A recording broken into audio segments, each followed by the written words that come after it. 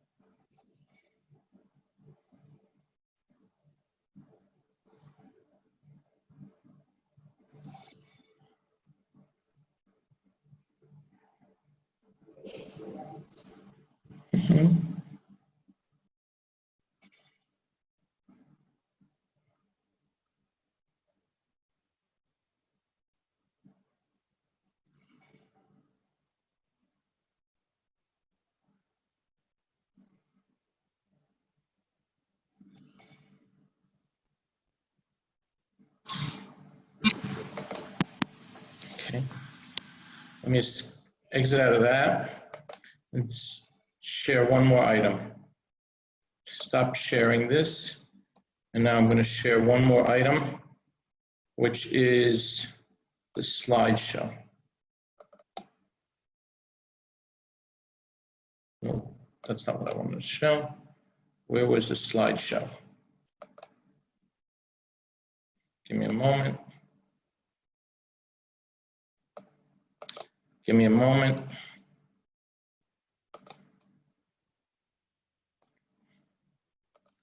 Oh yeah, where's the slideshow? Okay, so hi Benji, I'm back. So go again, share screen, click the Share screen. check the audio button at the bottom of the white box. Okay, got it. And now click screen again. There we go. And you can make full screen if you'd like.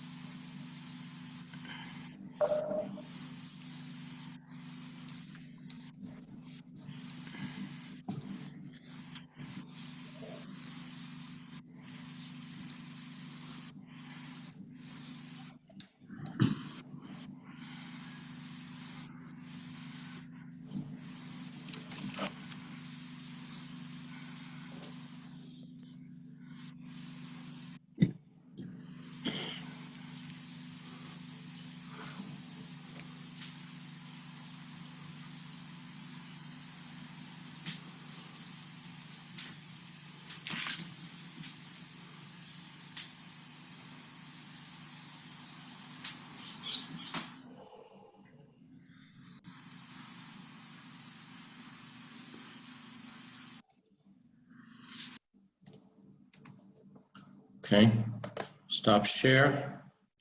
All right, now we'll get into the program itself. On behalf of my mother and my brothers, I want to thank each and every one of you for joining us, and for all those who participated in learning Mishnayos. On behalf of my father, Zecher Nishmas, Eliezer Shmuel Ben Leib, we really appreciate it, and we'll make a siyum after all the remarks.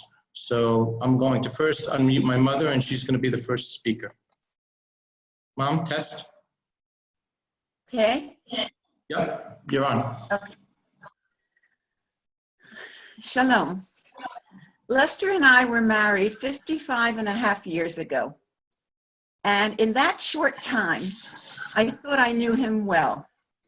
Yet he continued to surprise, even amaze me.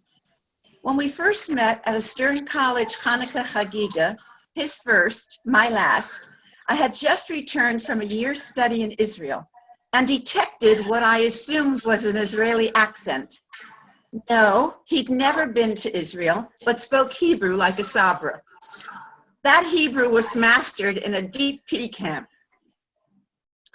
He was a struggling PhD student during the early years of our marriage and went on to author 11 scholarly unique books.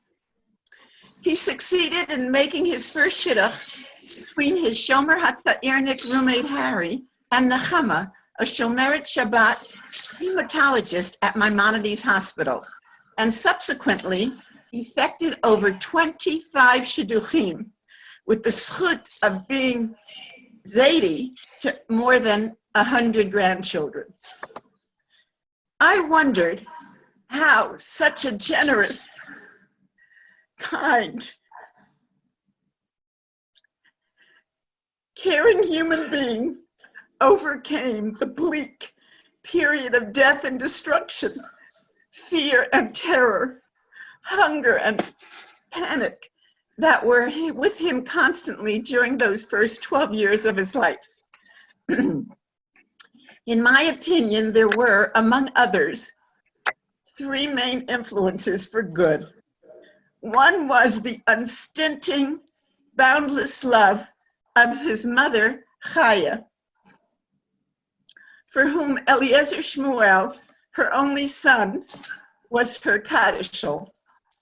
Lester credits her with keeping him and his 3 older sisters alive and viewed her as the prototype of the Yiddish mama, strong, capable, determined, modest, steadfast faith in Hashem. The second was the angelic uncle, Sam Coleman, who, while struggling with cancer in a Boston hospital, nonetheless was moved to help this miraculously reunited family of 6, whom he did not know, sending innumerable care packages to the DP camp for over 3 years. And the third significant positive influence was Rabbi Yosef David Epstein, nephew by marriage to my mother-in-law Chaya, but whom Lester called Fetter, uncle. It was this close association that opened Lester's mind, yearning, and imagination to the life and works of the saintly Chafetz Chaim, the world of Rabbi Yisrael Salanter, and the Musar movement, ethical movement in the 19th century Europe. Study, research, and ultimate writing about this period of history and the rabbinical and moral giants made a profound impression on Lester and shared his lifelong conduct, Ben Adam Lechavero. How does one begin to describe this most remarkable man? I would say that some personal markers and patterns define our Lester. 1, his relentless determination and perseverance, often in the face of sharp adversity.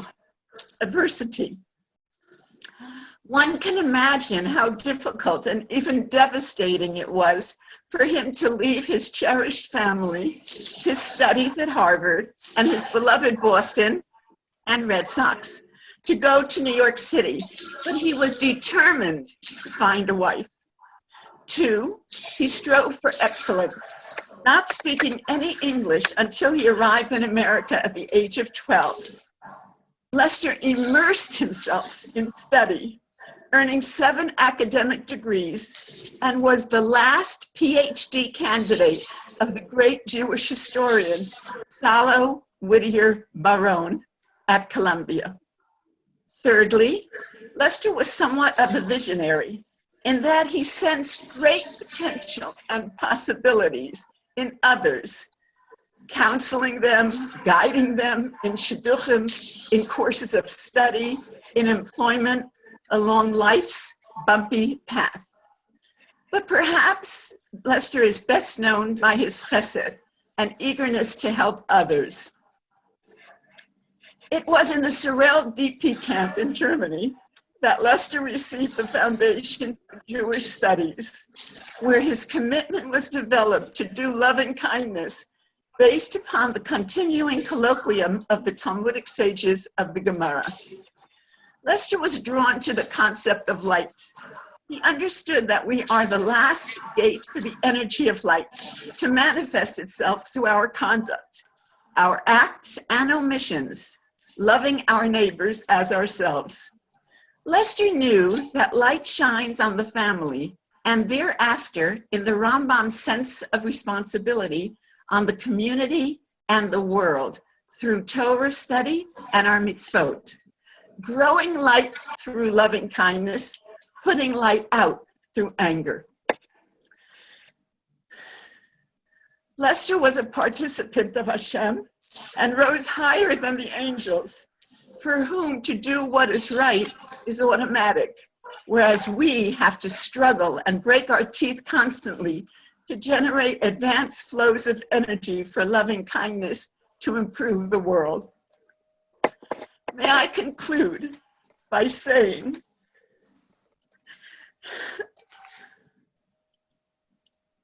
that Lester was an extraordinary Shoah witness, as advanced by his colleague and good friend, Professor Keith Nunes at Touro and at Kean University. Lester lived the human values imparted over the centuries that Kol Yisrael Arevim Zeh B'Zeh. Every Jew, for Lester, it was every Jew, was responsible one for another. Lester was a kind man, a real human being who was upright, honorable, and decent. The characteristics we attribute to someone who is a real mensch. I saw Lester as a man of consequence, who was of noble character. But for Lester, as more than his 2,000 students from all backgrounds at Touro over 50 years, and others whose lives he impacted so profoundly will attest, life was not a matter of noblesse oblige, but rather a matter of l'humanité oblige.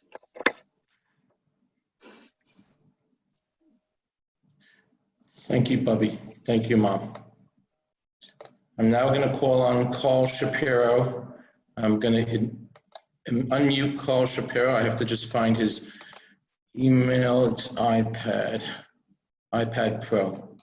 Carl Shapiro and my father have known each other for many, many years. Carl, are you, let me see. Can you hear me? Yes, I want to bring you up. You're there. Carl, you're spotlighted now. Go ahead. I want to make sure you can hear me and see me. We can hear you and we can see you, Carl. Okay. To my friends, I'm known as Chaim. If someone calls me up, you know, whether it's from the old days or new days.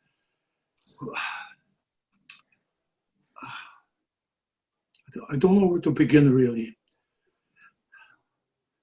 Which Lester are we talking about? The Lester, the writer, the Lester that arranged Shidduchim, the Lester that was a social worker. I'll tell you a personal relationship, not facts. Lester was the type that I could go to, reveal some problems I have at home, whether it's with my son or family. He always gave me the correct advice, practical advice, not something theoretical. Now come to, I lived in Brooklyn. All of a sudden, I got a call from Lester. Chaim, come down to Jewish Theological Seminary. I have a girl for you. I said, listen, I'm in Brooklyn. I should go to visit a girl that you came across the Jewish Theological Seminary. I said, come down. This is the girl for you. He insisted. I came down. He introduced me to a girl called Seema. She gave me a small little laugh. And I casually asked her, how long do you plan to be in New York? She said, well, it all depends. If I get an interesting date, I'll stay longer. So I had to take her up on it. We went out on a date with some My Fair Lady and some other place. And then she went back to Boston. Over the following 10 to 12 months, Lester called me up at least once a month and gave me an update what Seema's doing in Boston. That she's still available, she's the right person for you, you're missing a good opportunity. And he kept hammering away like he probably did for many other shidduchim. He saw something in us that other people and we did not see. Anyway, he decided to tell me why it's important that I should meet Seema or get married to Seema. He says, listen, you're a Holocaust survivor.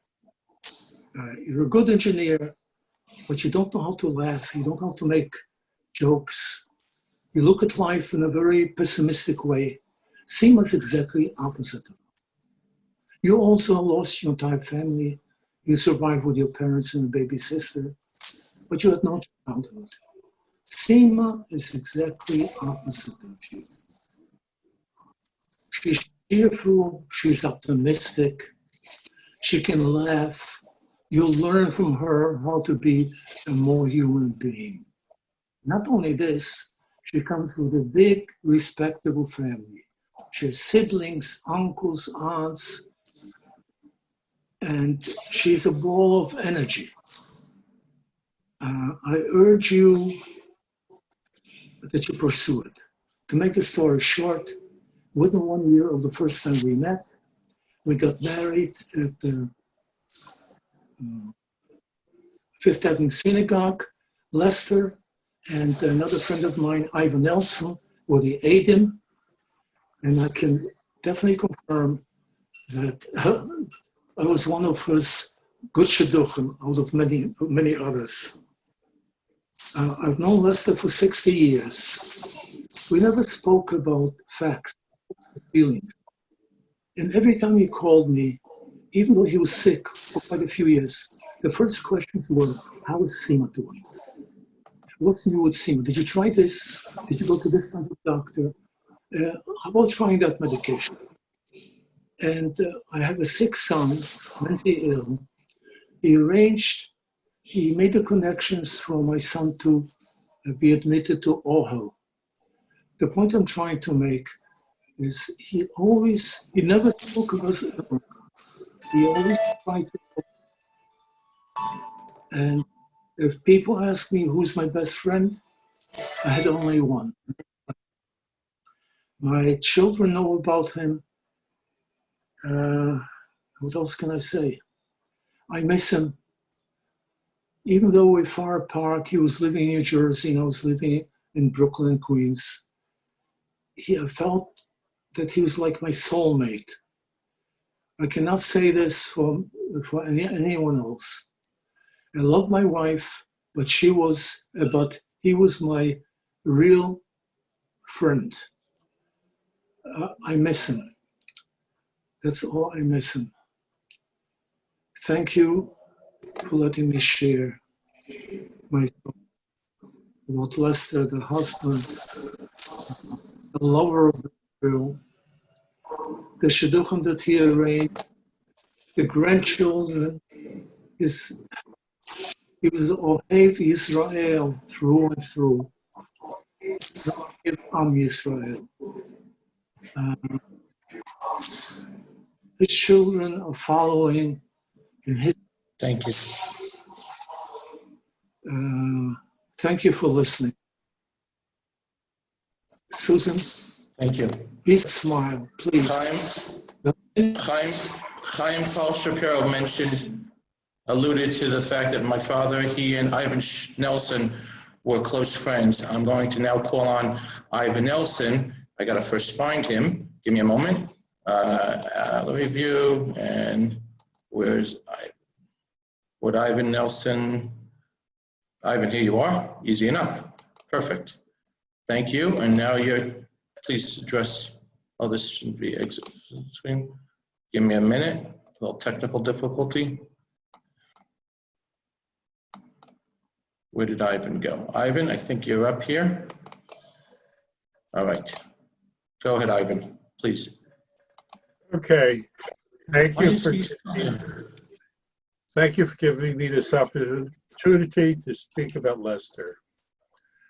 Dr. Lester Eckman, Eliezer Shmuel ben Aryeh Leib, the Chaya Elka Zatzal, a scholar, a friend, a mensch. I first met Lester Eckman in the fall of 1960. I just started as a full-time grad student at Columbia School of Engineering. I was staying in the dorm. I tried to go to the seminary for one hot kosher meal a day. Lester at the time was a rabbinical student there. He noticed a stranger, came over, and befriended me. I believe he also came over to Carl Shapiro, who was taking classes part-time at the engineering school. I met Carl through Lester. The three of us became close friends. Lester was always ready to help his friends. One time, my father received a letter in Yiddish from my great uncle Henoch. My father gave me the letter. Henoch evidently wanted to fix me up. Since I couldn't read or understand Yiddish, I presented it to my Yiddish-speaking friends, Lester and Carl. One word I remember from that letter, the young lady was gebildet. I thought it meant that she had a nice figure. My friend stated that it meant she was, quote, educated, unquote. Lester, being the scholar familiar with interpreting text, explained that the likely meaning was that she had graduated high school. I never answered the letter. Lester always had great respect for intelligent people, especially those who attended prestigious universities, Harvard, Yale, Columbia, and so on. He also was initially an amateur matchmaker. Once he fixed me up with a girl, Sophia Enton, who was pursuing a master's in history at Columbia. I just taught an undergraduate class in dynamics. One of the topics was rotating bodies. I mentioned to Sophia that the apparent weight of a body is less at the equator than at the poles. She asked, is that because the Earth is an oblate spheroid? Which it is, but the main reason is due to the effect of the Earth rotating about its axis, commonly called centrifugal force, but more accurately than centrifugal acceleration. Lester tried helping people in other ways as well. Numerous times he would call me about someone who was looking for a job. Could I do anything? I don't think anyone ever got a job through my efforts. One time I was unemployed. Lester used his connections to get me an interview for a job teaching high school physics at Solomon Schechter in West Orange, now Golden Ox Academy. I didn't get the job. In more recent years, Lester was heavily involved in matchmaking. Whenever we spoke, he would tell me about his successful shidduchim, the successful shidduchim he had arranged. Lester Eckman, a scholar, a friend, a mensch. We will miss you.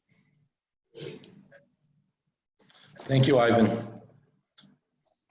I'm going to call now on Rabbi Barry Schwartz to continue with the remarks. Let me just get you into the gallery view. And you too. And where's Barry? Rabbi Barry. I'm here. I'm looking for you. I'm here. Speaker, go ahead. Can you hear me? On. Yes, Okay. very well, thank you. Thank you. One of the most important lessons I learned in rabbinical school was that when we will be asked as rabbis to officiate at a funeral, we should always keep in mind achrei mos kedoshim, that after one dies, one is holy. Namely, every eulogy should emphasize only the positive side of the deceased. Well, Lester Eckman was an anomaly because he was a kadosh in his lifetime. No need to have waited for achrei mot after his death. He was a Holocaust survivor who lived every day al kiddush Hashem. Every day of his life, he kept the memory of the Holocaust victims alive through his actions, through his speeches. Correct me if I'm wrong. Lester began every speech with the preamble, I am a Holocaust survivor. Even when he was at someone else's lecture and there was a question period, that's how he would begin. You see, to him, the memory of the 6 million was a badge of honor. He vowed to always keep them alive. Yesterday, as we concluded Sefer Vayikra, we stood and declared, of course virtually, the 3 words which we recite each time we finish a book of the Torah. Chazak, chazak, v'nitchazek. The Zohar suggests that reading and studying Torah is so powerful, so overwhelming, that it indeed weakens us. Torah mitasheshet et kocho shel adam. And therefore we need additional koach, additional chozek, strength to proceed to the next sefer. I mention this because when I think of Lester Eckman, I think of koach, chazak, his strength. True, if you mention the name Lester Eckman, it does not conjure up the image of a bodybuilder, a physical tower of strength. But if you knew him as well as I did, you would agree that he was indeed a Migdal Oz, a tower of strength. What he endured as a child of the Holocaust, what he went through as a new immigrant in Chelsea, Massachusetts, and then as a foreign student in college. We would have to agree that he was a model of spiritual fortitude. Never would he be deterred from his main goal in life, the perpetuation of the Jewish people after the Shoah. I know for a fact that is what most motivated him and caused his obsession with shidduchim. The Jewish family must grow and flourish. He was very successful in this endeavor, except with me and my son Avi. We had to find our own shidduchim. But don't think that he ever gave up on either of us. You see, Lester was chazak, ultra determined to fulfill his goal, which he viewed as his mission. It is true that I inherited by osmosis his shidduch quality, and my claim to fame is that I introduced Lester to Susan, or maybe it was Susan to Lester. I must admit, I was blessed with an ayin tova, a good eye in this area. And I knew that Lester deserved a special woman, a very special woman. That was Susan, a woman with the highest midot, a woman with the qualities rachok mipnimin, far above rubies. And the rest is history, a rich history, a true partnership, both living a life of goodness and mitzvot, ahavat chesed, hachnosat ochem, utzedakah, all of which are reflected in their 3 exceptional sons.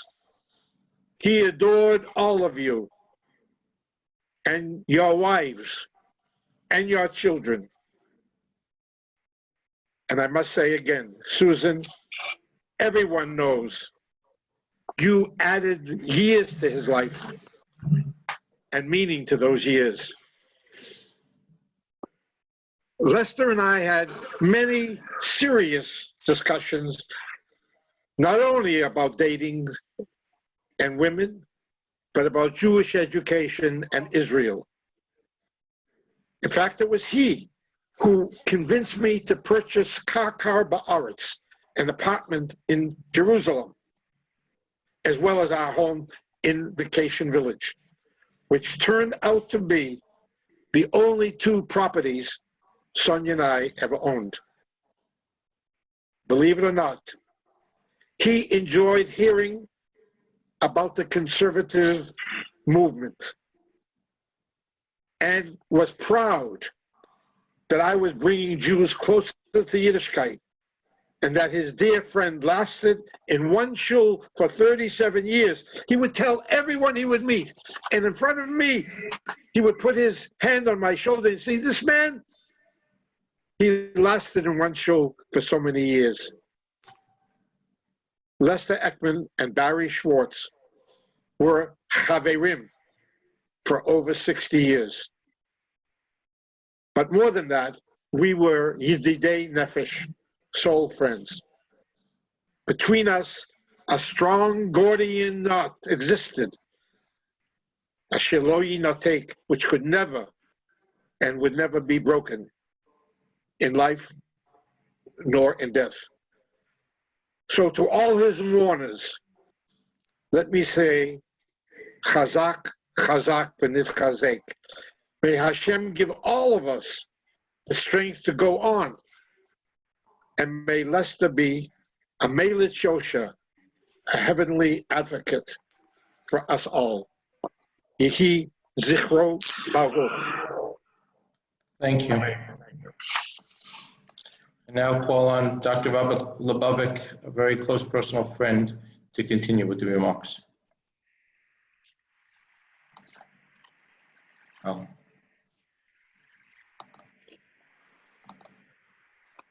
Go ahead. Hold on, let me unmute you. Give me a second. I thought you unmuted.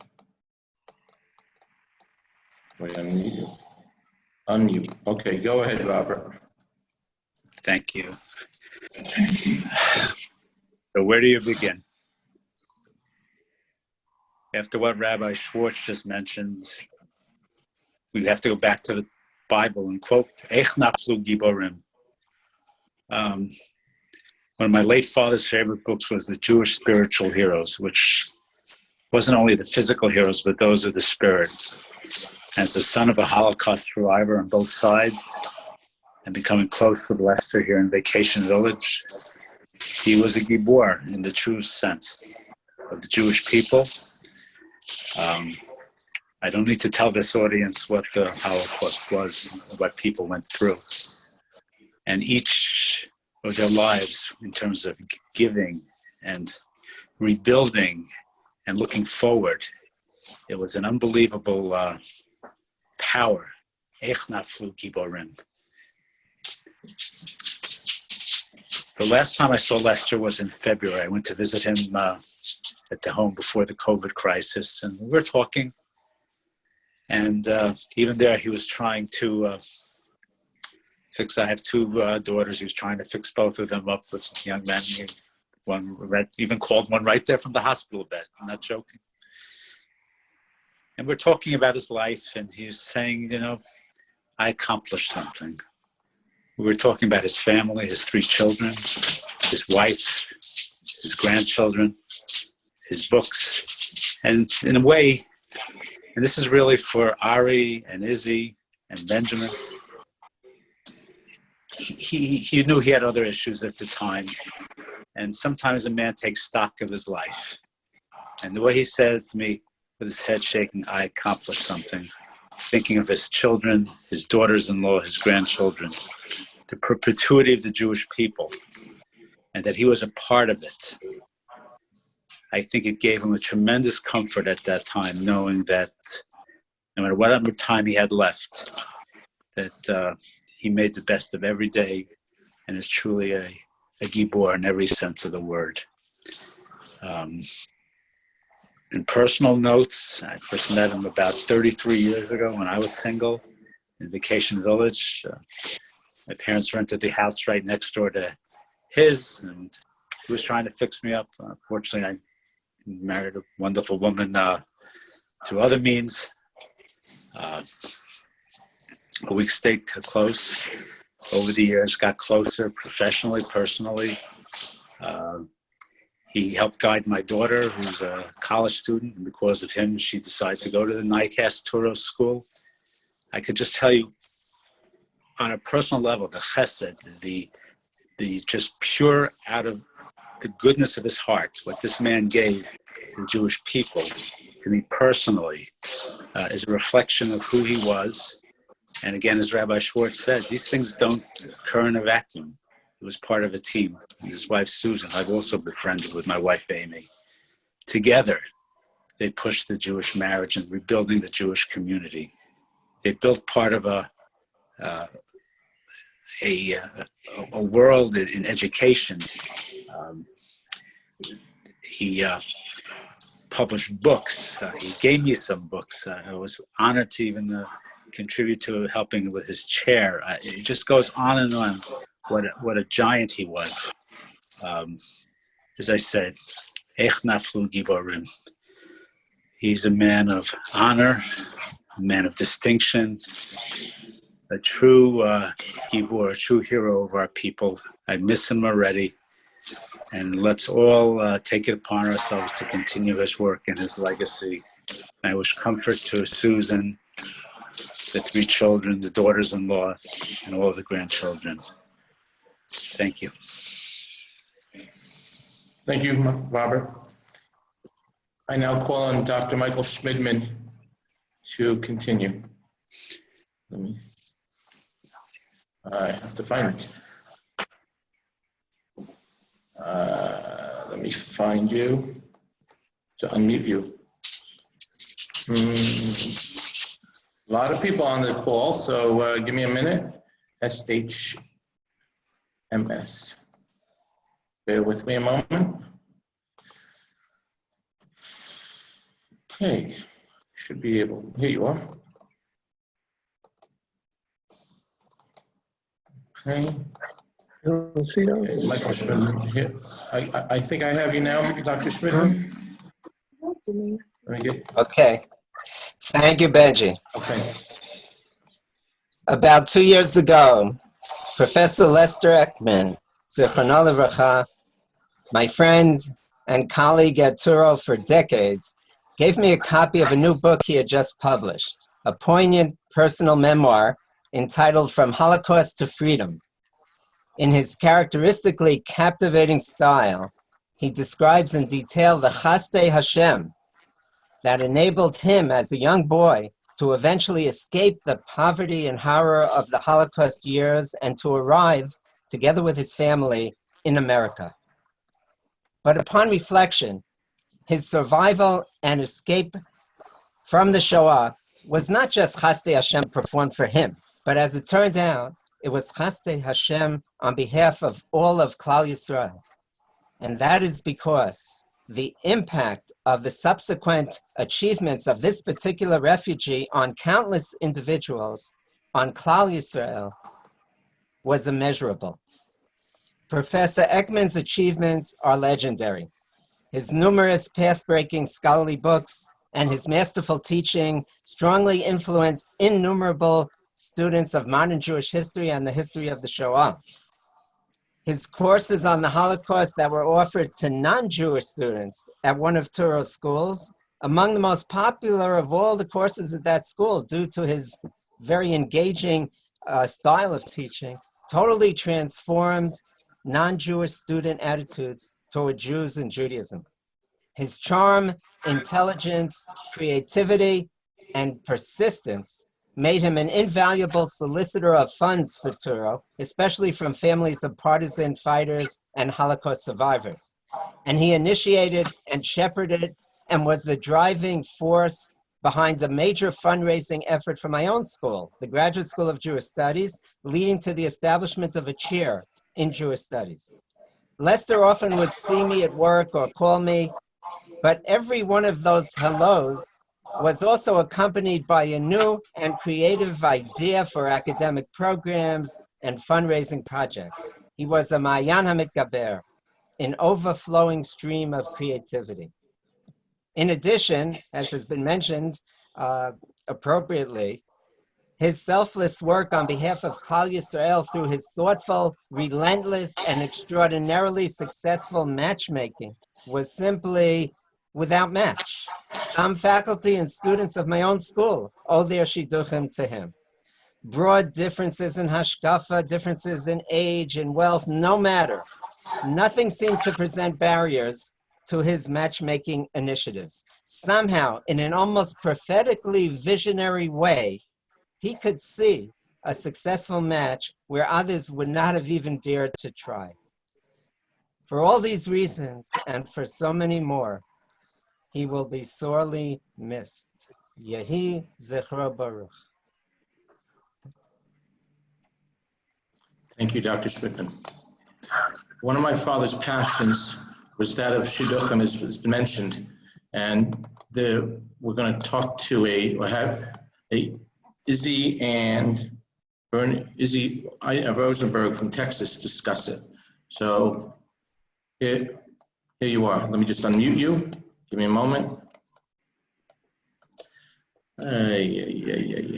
This should work better.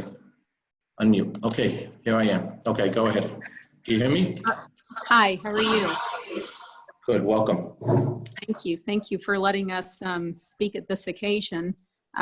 We don't want to take too much of your time, but we wanted to say how grateful we are to Dr. Eckman for all that he did for us. And we'll just briefly tell you about how he was involved in our shidduch. He's responsible for our shidduch.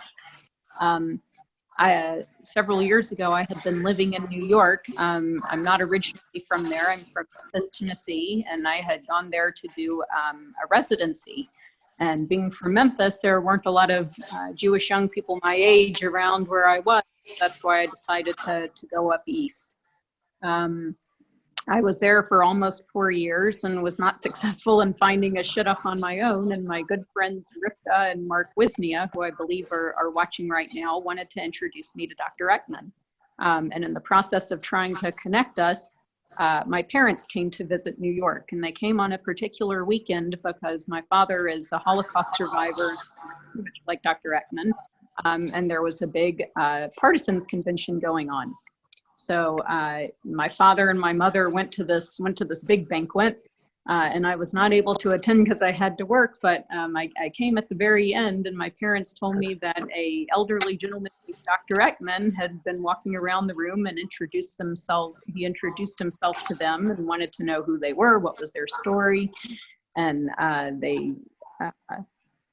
after learning a little bit about my father, and my father mentioned that he had a single daughter in New York who was looking for a shidduch, he put 2 and 2 together and realized this was the person that Rivka and Mark were trying to connect him with. And at that point, from that point on, he said, I was like one Holocaust survivor to another. He said, I guarantee you, don't worry, I'm going to find your daughter a shidduch.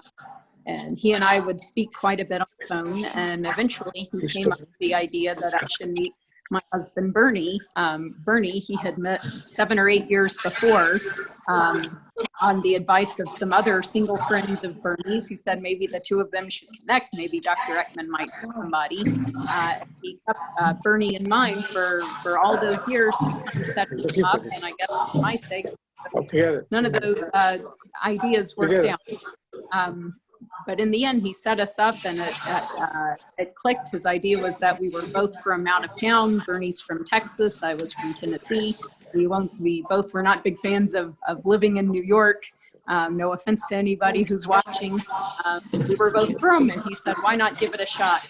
And Baruch Hashem, his idea worked, and we got married, and now we have three beautiful little boys.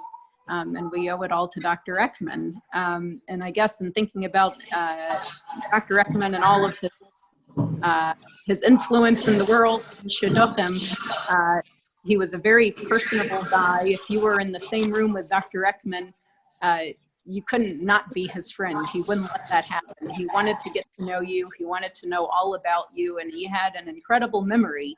And he could think years down the line and remember very specific things about people. Being a Holocaust survivor, he wanted to make more Jewish families, and he wanted to produce more Jewish children. And nothing hurt him more than knowing that somebody was single and that they didn't have a shidduch, and he wanted to change. I think with all of those factors, he was so passionate about his love of making shidduchim, introducing people and trying to make more families, that there was a lot of siyata dishmaya involved. And I think he had a lot of divine help and doing that. And so because of Dr. Eckman, we were able to meet, and we now, Baruch Hashem, have a wonderful family, and we have such hakaras hatov to him and to all the Eckmans, and we will miss him very much. I'd just like to add, Izzy mentioned Siyata Dishmaya, and I believe that very much regarding Dr. Eckman. I don't believe that he had an innate ability necessarily to match male and female up. He just believed, in my mind, that it had to be done, and he was going to do it. And I thought about Dr. Eckman over Shabbos, and everyone is familiar with the Medrash, I believe it's a Medrash Rabbah, that there was an inquiry made as to what does the Rabbanu Shalom do now after the 6 days of creation? And the answer that everyone knows is that he makes shidduchim. And I say, but not in a joking way, it doesn't mention in the Medrash, there's an add-on, and the add-on is that it fails to mention that Dr. Eckman is helping the Rabbanu Shalom make the shidduchim. He's his helper in this world. And I really believe that. I believe that there was a fantastic siyata dishmaya because Dr. Eckman so desired to match up males and females. And so we wish you all the best. Thank you so much for those kind words. My father had many different pursuits, but nothing greater was his family. And before he met my mom, he was very, very close with another family member that was Rabbi Yosef David Epstein. And through the years, he became friendly and close with Yosef David Epstein's father and now grandson. So I call on Rav Shlomi Epstein to give us a short Devar Torah as well. Shlomi. Yeah, you hear me? Yes, let me just put you into the, go ahead. Stop. Nope. Start video. Stop. What am I doing here? Go ahead. I hope everything is well with everyone. I just wanted to mention that Avrami, I'm here too with you. Oh, hi Avrami. I hope everything is well with everyone. In addition to the letter which I wrote to the Avelim, my initial reaction, feelings, the great loss, I would like to speak today about a thought that was formulating in my mind since his Levaya, since the Petira, which encompasses much of the great heights that Cousin Lester attained throughout his lifetime. My hope is that by expressing this will have some sort of lesson for life. And that will be if we learn from it, emulating his ways, that'll be a aliyah for his neshama. And we will be able to, it'll be an achama for the family. I also plan to write some sort of article in the Yeshiva Journal that we're printing now, Leila Nishmas, for beloved Talmidim that were nifta now in this hard tkufa of Astaras Panim. And I would like to add something about Dr. Lester Eckman, our cousin, our dear cousin, that was so devoted to our yeshiva, together with Tibad L'chaim, Shloshim Rebbetzin, and his wife, our cousin, Susie. All great people have thousands of great deeds. But there's always specific areas that they worked hard and they toiled much. And they attained great heights in that, and that was a cause for many of the thousands of good deeds. We witnessed an unbelievable Hatzlacha in his life. We witnessed Hatzlacha he had with his Chinuch Habanim. We spoke about it many times together with Reishis Chayil, Susie, and his great accomplishments in many fields. Above all, he was truly a good person, a kind man, and always looking out for others, such as we mentioned before so many times, such a ayin toiva, such a leiv toiv. Avas Abrias, he must have loved everybody, whether it was looking out for Panasa, for an Eitzah, for a Shidduch, or some connections. He would call and call, and he wouldn't give up. He would call again and again. He didn't let go. He looked to do good. Of course, born into such a family, chashuv parents, siblings that were selfless people, all that makes it natural to start off that way. But it's not natural to stay that way. Life's challenges, life's struggles, life's family obligations, and above all, the pursuit of happiness. The pursuit of happiness, don't forget, in the 50s and in the 60s, tough generations, it's only natural to lose all of these milas.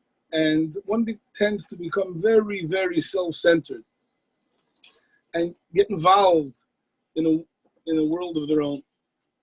How can a professor, a scholar, holding multiple prestigious positions while being a great husband, father, grandfather, have so much time and so much thought and in such humiliating, such unbelievable humility, he would look out for others, for thousands of individuals. Susie mentioned before, what she already mentioned to my brother, Rabbi Yitzchak, came to visit at the rehab, right? I was there and then he came another time. And Susie mentioned what she said before, that at a young age, his mother urged him that he should come close to my grandfather, Harav Yosef Epstein, a Gaon and a tzaddik. My grandfather right away recognized what kind of brilliant person, what kind of brilliant man, and what kind of gem of a Balmidus we're talking about over here. So he urged him to write a biography about the Chofetz Chaim. A real biography, which meant that Lester sat years in a library, immersed in the works, the Svarim, all the Svarim of the Chofetz Chaim. I have the Svarim, he gave it to us in Yeshiva, and I see all those pencil marks. And he sat and learned and toiled in all the Svarim and biographies on the Chofetz Chaim. What developed was, from that, it led him to more biographies and more Gedolim and more yeshivas. What developed was, what I see in my view, that he lived in their houses. He lived at their footsteps, and he lived with greatness. Most of his life, as much as he was involved in his teaching and his shidduchim and his family, whenever you spoke to him, he was always involved in much higher ideas and deeper ideas and a higher sense of life. He sat and he saw greatness. The Sefer Avos Chesed, loving kindness of the Chofetz Chaim, wasn't the title of a Sefer. That was his way of life. That was Cousin Lester. Observing all the great things that he read and learned about the Tzaddik of the Sol Salanta, the father of the Muslim movement, which he wrote a book about, you find out that a grocer who opens a grocery store for his own panosa, but he is a good man, has a mind and has an interest in serving the community, is Mekayim, the mitzvah of Chesed. That's what you learn from Sol Salanta. What was the outcome? A classroom in a college turns into a Chesed project. And there's no class anymore, it's individuals. This one needs a shidduch, that one needs connections, this one needs panosa. And all he did was care for every single individual from all walks of life. How he really cared. He would first want to help and to offer. The Rabbeinu Yoina, one of our greatest Rishonim, says, "V'chayev adam lachshoyev machshavos." A person is obligated to think and come up with all types of eitzes, suggestions, solutions. A person is obligated to do it. Sit and work and think, what could you do for your friend? This is one of the fundamental ways of being a goyim l'chesed, which we know is the 3 meters of Klal Yisrael, Achmanim, Beishonim, and goyim l'chesedim. Thinking about Lester is thinking about somebody that was involved in thinking, like we heard so much about the Shidduchim, and who knows how many new generations of people that he brought into this world. He really, really worked hard to come up with the eitzah for somebody else. We're nearing the Chag HaShavuos, the time of the birth of Am Yisrael. Cousin Lester gave us a lesson. He taught us a lesson. And every generation has its toughness and its struggles, and it's not easy to stay strong, to stay with your true identity of a good Yid, of what it means to be a Yid.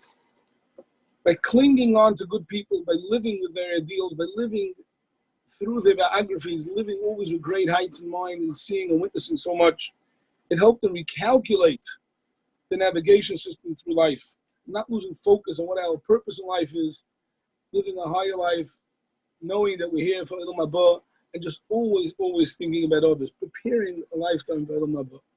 It's my hope, as we said before, to highlight this great way of life.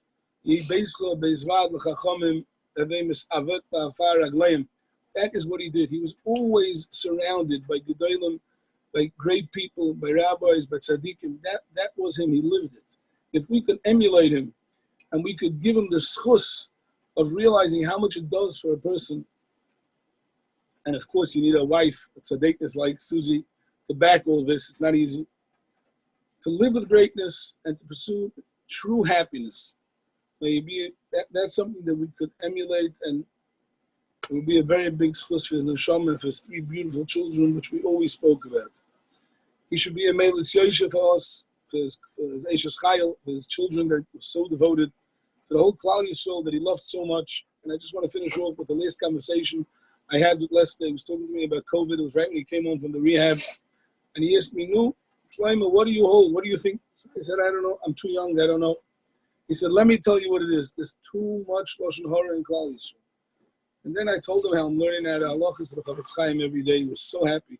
Then he started laughing. He said, "You know, the historians are going to write this and this and this and this, but it's the Lashon Hara, and we have to do tshuva." That is what he wanted from us, to live with the Chavetz Chaim's teachings. We should be zeicha to evolve with Tzion, Doyle, Berina, and Meheira b'yameinu Amen, and should be nechama for the entire mishpacha.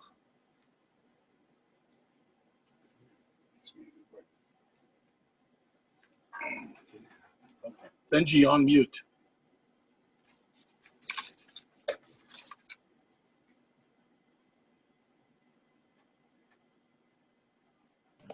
Rabbi Epstein, do you know if Rabbi Finkel is here?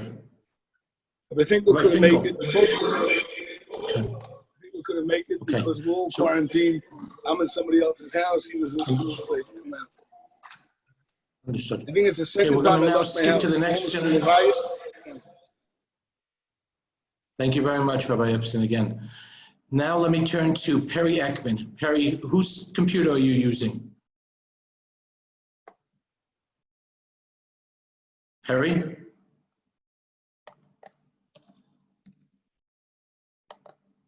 Mira, are you there?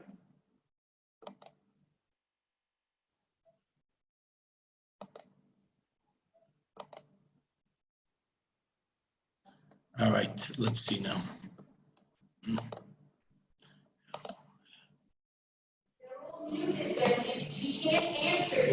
Okay, give me a second. Perry, if you could write in the chat box which computer you're using, that way Benji can unmute you. Should I just go with Mira's? Mira, do you have Perry's information? Mira? I unmuted you. Benji, maybe try unmuting Izzy as well. Yeah, Or I can do Harry's it. not with me. Okay. Perry's not with you. Is he with Izzy? Where's Perry? Perry is the oldest granddaughter, and we're trying to find her. Myself. Oh, here she is. Perry, you have the floor.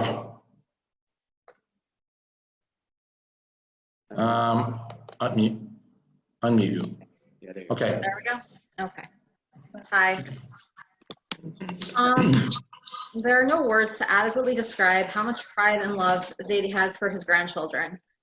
He would spend hours on the phone with us, talking to us about our classes and helping us consider our career trajectories. As the oldest granddaughter, Zadie and I began exploring my career options at a relatively young age of maybe 14 or 15. Since forever, Zadie loved to hear about what I was learning in school, how I was faring in my classes, and what subjects I was enjoying the most. I think his interest in my studies really peaked when I got to college and I began taking classes that aligned more closely with my interests.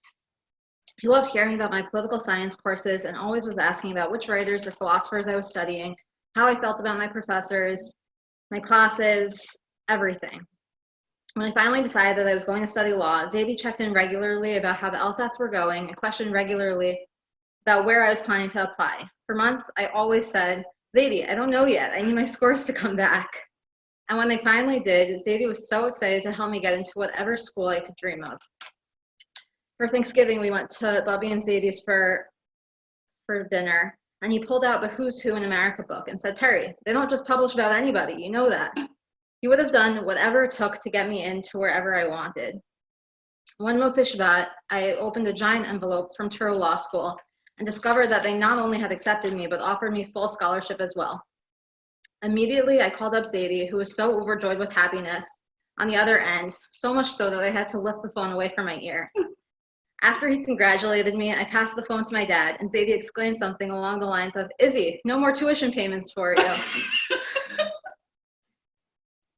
Did. Every few weeks, I had more news to report and often more scholarships to announce too.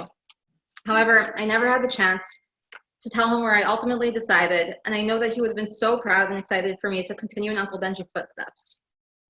Davey's untimely passing was especially difficult for me to grapple with, given the fact that we were just a few weeks away from my upcoming wedding. If any grandparent in the world deserved the schus to watch their grandchild make it to the chuppah, it was Davey. I'm so lucky and grateful to have spent Shabbat in Elizabeth with Avi just before coronavirus took over our lives. We were able to walk to the rehab center and visit and spend time there. And I'm so fortunate that Zadie had the chance to get to know Avi and vice versa, but it's so painful and emotional for me that he won't be in attendance at our chuppah.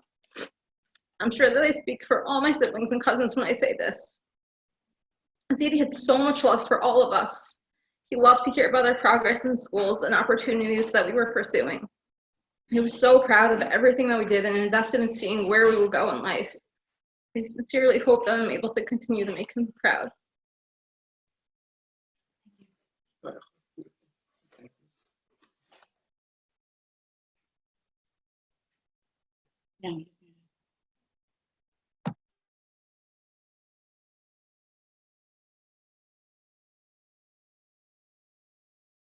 Okay. The next speaker will be Brad, the oldest grandson. And I'm trying to get Brad on the screen. Mute. Unmute. Okay. You hear me? Yes, Brad. Okay, hi everybody.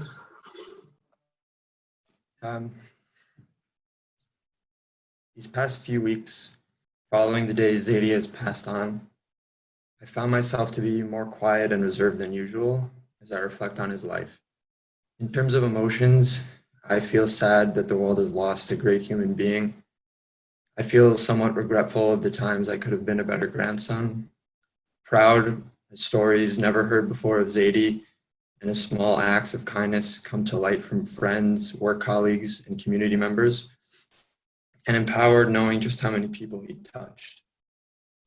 Although what I'm experiencing more than all of these things is something that is quite hard to put into words. As the era of a true legend, of a hero, comes to an end, and as my own life as a young adult is just beginning, I find myself wondering what the secret is. What is it I must accomplish here in this world? What is my purpose? One of the Jewish scholars to write at length about these philosophical questions is the Rambam. In his introduction to the Mishnah, after a lengthy preface laying the groundwork for his thought, the Rambam writes in one simple sentence, Ki tachlit olamenu u'ma shebo, omnam hi ish chacham v'tov. The ultimate purpose of our world is that of a wise and righteous man. A wise and righteous man. The answer seems simple, but is it? How exactly can I achieve wisdom? How do I become a good person? It's hard to work towards a goal that does not take material form. These awesome ideas seem nice, but at the same time, maybe somewhat far-fetched.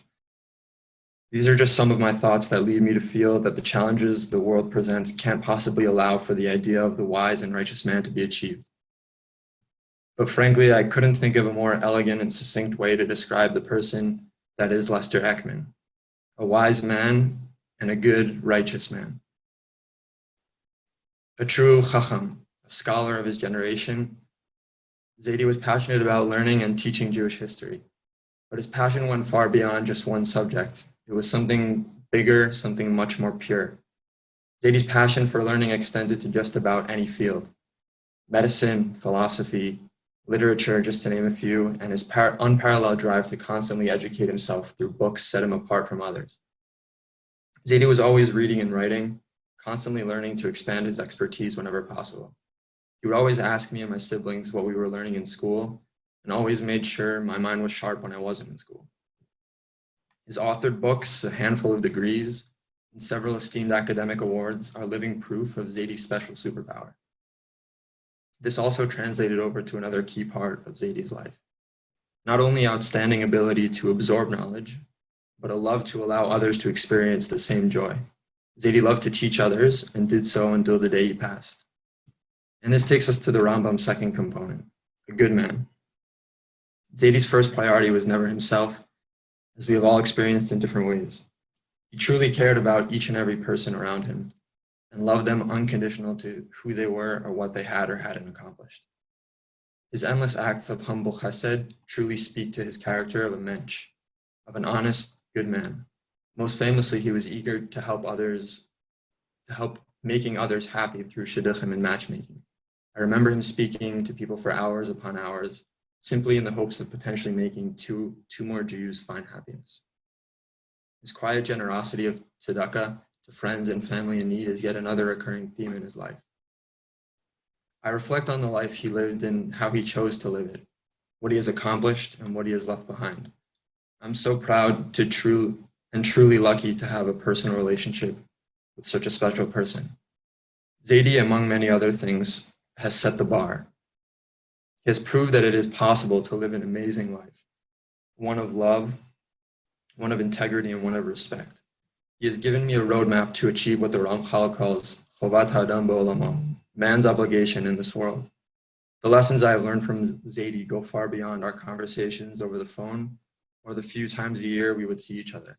What I learned from Zadie without him saying anything at all is how the gift of life should be spent, to not take any second for granted, and to work ferociously to put others before myself through love and dedication, and how to be a wise and righteous man.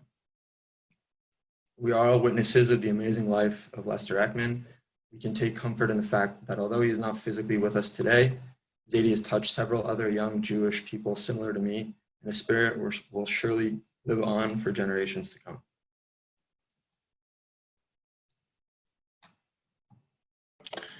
Thank you so much, Brad.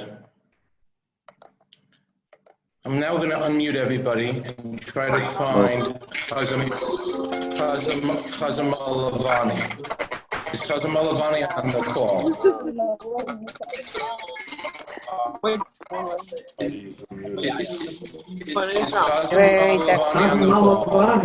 Okay, Tommy, letting us. Yes.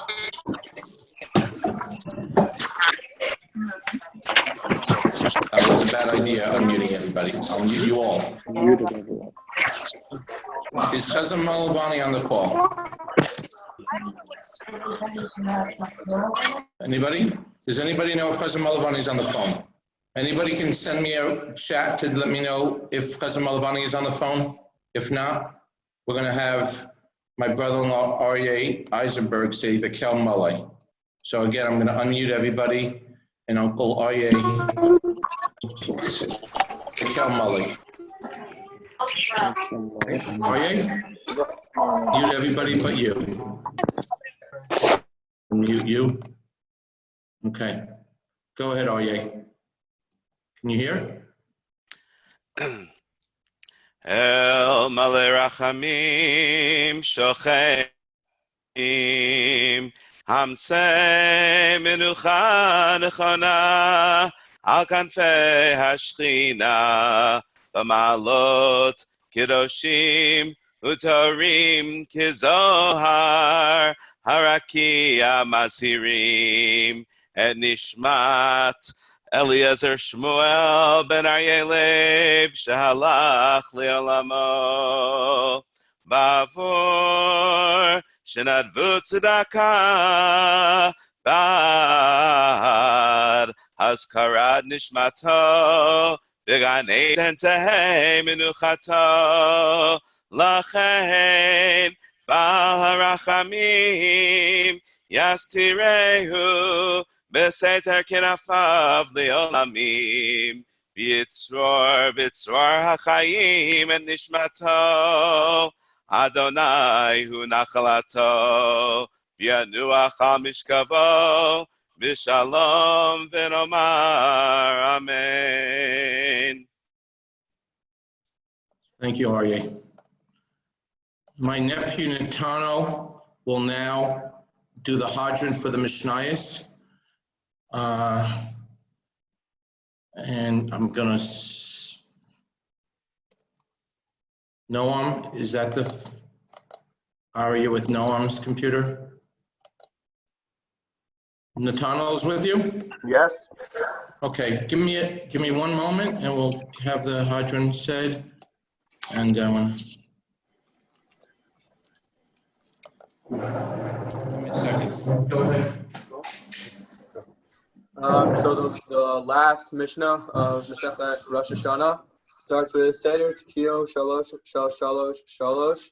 So there are 3 types of shofar blows, and they're in sets of 3. Shir Tekiya Shalosh Truo, Shir Truo Shalosh Shivavo. So the total length of the 6 Tekiyot should be the same as the total length of the 3 Truos.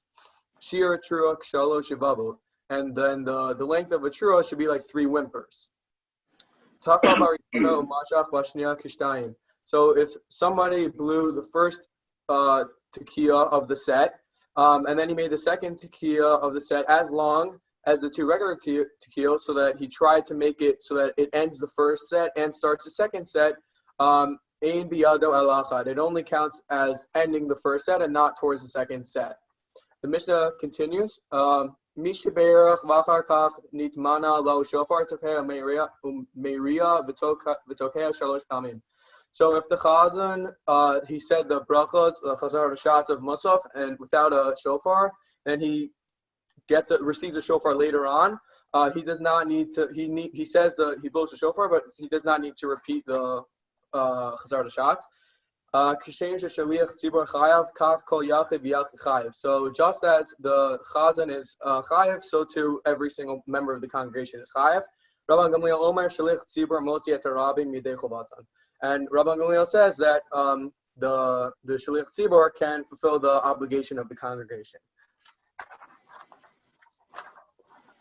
Hadran alach Masechet Rosh Hashanah v'shisha sidrei Mishnah v'hadran alach. Da'atein alach Masechet Rosh Hashanah v'shisha sidrei Mishnah v'da'atei chalan. Lo ninashe minach Masechet Rosh Hashanah v'shisha sidrei Mishnah v'lo ninashi minan lo ba'ma hadin v'lo ba'ma da'atei. Hadran alach Masechet Rosh Hashanah v'shisha sidrei Mishnah v'hadran alach. Da'atein alach Masechet Rosh Hashanah v'shisha sidrei Mishnah v'da'atei chalan. Lo ninashe minach Masechet Rosh Hashanah v'shisha sidrei Mishnah v'lo ninashi minan lo ba'ma hadin v'lo ba'ma da'atei. Hadran alach Masechet Rosh Hashanah v'shisha sidrei Mishnah v'hadran alach. Da'atein alach Masechet Rosh Hashanah v'shisha sidrei Mishnah v'tatei chalan. Lo ninashe minach Masechet Rosh Hashanah v'shisha sidrei Mishnah v'lo ninashe minan lo ba'ma hadin v'lo ba'ma da'atei. Yiratom v'necha Eloheinu v'Elohei avotenu shetehei Toratcha umano teinu b'olam hazeh utehei imanu l'olam haba. Chanina bar papa, Rami bar papa, Nachman bar papa, Achai bar papa, Appa bar papa, Rachman bar papa, Arachish bar papa, Sorcha bar papa, Ada bar papa, Daro bar papa, Harev na Adonai Eloheinu etzvei Toratcha b'finu b'fifo amcha b'Yisrael. Anachnu kulanu v'tetzeinu v'tetzei amcha b'Yisrael. Kulanu yodei shemechel v'lomdei Toratecha me'oivai techakmeni mitzvotecha ki le'olam hili libi tamim b'chukecha l'man lo evosh. L'olam ki eshkach pekudecha ki bam chiyitanim baruch Adonai lamdenu chukecha amen amen selavaed. Modi manachnu lefanecha Adonai Eloheinu v'Elohei avotenu shesamta chalkenu miyoshvei ben hamidrash v'lo samta chalkenu miyoshvei kranu sh'anu mashkimin v'hei mashkimin anu mashkimin l'divrei Torah v'hei mashkimin l'dvar mitelim anu amelim v'hei amelim anu amelim mekablim sachar v'hei amelim v'einam mekablim sachar anu ratzim v'hei ratzim anu ratzim l'chayim haba v'hei ratzim l'be'er shachar shenemar v'ata Elohim toridem l'be'er shachar anshe damim mirma lo yechatzim v'yemeihem v'ani yeftach bach. Yiratom v'necha Adonai Yehovah kishem she'azratanu l'sayim Masechet Rosh Hashanah v'shisha sidrei Mishnah kain ta'azrenu l'hafchil Masechtot v'sfarim acherim l'sayimam l'ilmod u'l'lamei l'shmor v'lasol u'l'kayim kol d'vrei Talmud Toratecha ba'ba v'zechol kol hatanaim v'amoraim u'talmidei chachamim yamu li u'zari shelo tamush haTorah mifi u'mifi zari adalam v'yitkayim v'yithalech lechecha tancha otcha b'shavtecha tishma alayich Baki tota hi tisichecha kivi yirbu yamecha v'yisofu lach l'cha shnot chaim orech lamim b'minach b'smolach osher v'chavod Adonai oz l'amo yitein Adonai yivarech adamo v'shalom.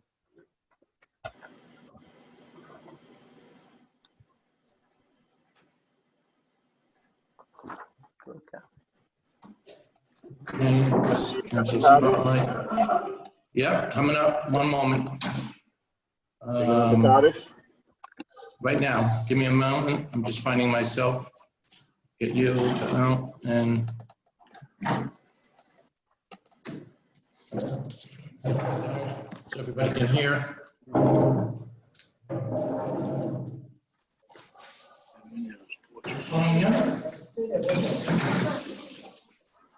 Skravi skrashmeraba. Almadi he asid asitadasa. Lechem yisei laskal yisrael chayolma. Umavav patad yishalam. Shchanallah yichalab v'dava. למעקוד קוד הלחנה לכאורה, מן הרע, להסבה הלחנה דשמיא לסרה, במלאך קדושה ברכו, למלכוסיה בקרא, וחייכונו ומייכונו וחי לכל בית ישראל, רגליו זמן קריב ואמרו אמן. שמי רבא מבורך, לעולם עולמי עולמיה. יספרך משתבח מספר וישרומם ויסנשא. ויסדר ויסלל ויסלל שמי דקדושה ברכו. לילה מנקוב לחסה ושבעשה, תשפחסה בנחמסה, דמירן בעמיו ומואמן. על ישראל ועל רבנן, ועל סלמידיהם ועל כל סלמידיהם, ועל כל מנדה עסקין ברסה, כי בעשרה הדין בדי בכל עשר בעשר. יהיה להונו לכל שלום הרבה, חינה וחסד ורחמים, וחיין ערכיין, ומוזני רווחי, והקנה מן קדם ובנדו וישמעיה ומואמן. יהיה שלום הרבה מן שמעיה, וחיים עלינו ועל כל ישראל ומואמן. עשה שלום ומאמר, הוא יעשה שלום, עלינו ועל כל ישראל ואמרו אמן. Amen. Go.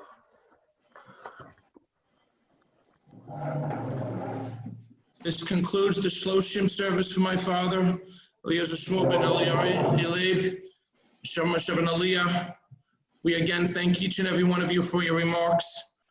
I know unfortunately time was limited, but people throughout the course of the conversation this afternoon kept emailing me and WhatsApping me, do you have time for me to speak? Do you have time for me to speak? And we could have had any one of the 150 plus audience members speak on my father's well and give well wishes. But my mother, myself, and my brothers want to give each and every one of you a personal thank you for impacting my father's life as well. So thank you all for that.